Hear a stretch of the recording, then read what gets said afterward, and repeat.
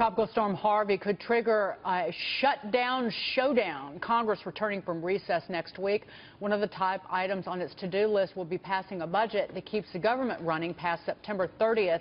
A multi-billion-dollar aid package for Harvey victims could be on the GOP agenda. Could put that agenda, what does it do to it? The president is set to travel to Texas in the next hour and is scheduled to head to Missouri tomorrow in his push for tax reform. Let's bring in Republican strategist and Caldwell Strategic Consulting founder and partner, Gianno Caldwell. Gianno, also, so it's funding for relief for Harvey victims, but also shoring up the flood insurance program, which only has $5.8 billion in borrowing capability left from the U.S. Treasury. Yeah, so we got to look at the numbers of previous storms. Hurricane Katrina cost us about $146 billion. Congress released $110 billion of that dollars. Sandy was $65 billion. Congress released $51 billion. Obviously, we look at the insurance companies to shore up some of that money, as you very well know.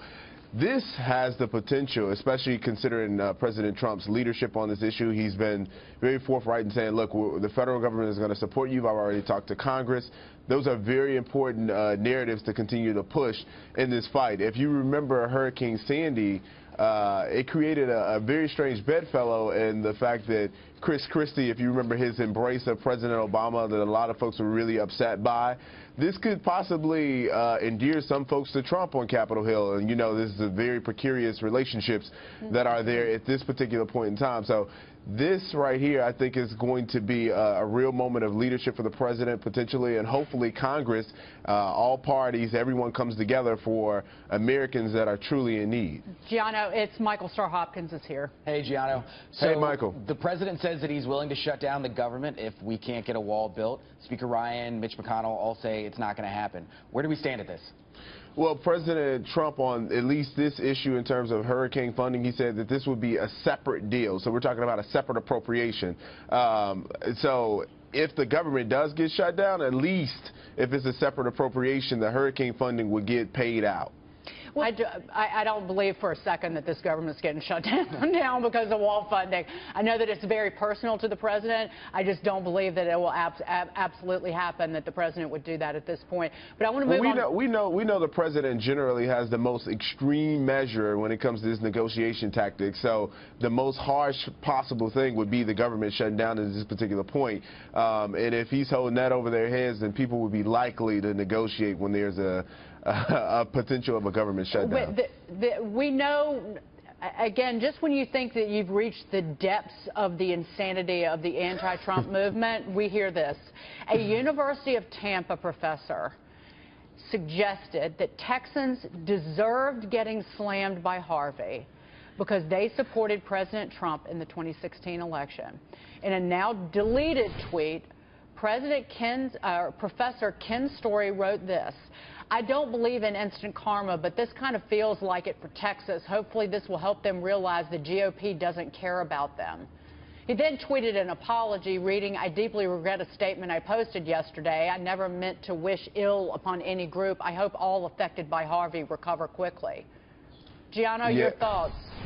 I mean, this is exactly what the American people are tired of, this kind of rhetoric coming from the left. And we've seen this time and time again. If you vote your values, whatever they may be, then you're now some form of a bigot, a racist, and you deserve whatever punishment God gives you. I think is disastrous. I think it's disgusting, and it has no place. That kind of rhetoric, it has no place in our country, no matter if it's a conservative or a liberal, whomever say that. At this time, we all come together as Americans.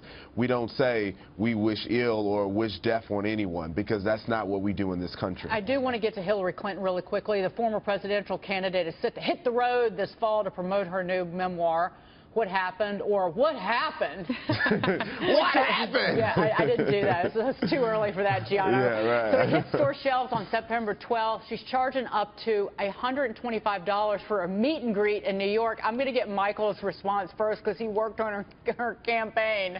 Does this really warrant a book? Michael, does she need to write a book for anybody to know what happened last year? You know, I think that she's got to at least get her side out because everyone has their opinion on it.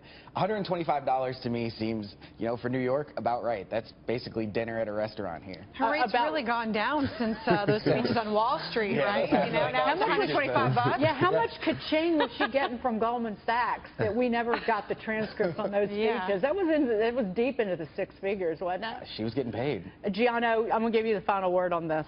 Well, there's a lot of hurt feelings. I remember on election night I was on air with Jamul Green for 4 hours, and she was saying she can give me tickets to the inauguration and look at her dress, that kind of thing.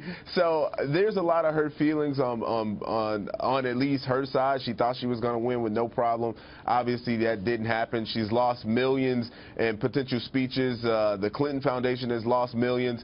So she has to recoup that money somehow, and this is her way of saying, look, this is what happened, and let me endear myself back to this liberal base in which I've hurt and lost. So, yeah, I'll add this before we go, that she references that debate with President Trump and referred to him as a creep. She's going to have to do a lot better than that if she's really going to sell that book. She's going to have more juice and dirt in there than just name calling the current president of the United States. I'll point out. That's all she's left with. Gianno, good to see you. Gianno Caldwell joining us this morning.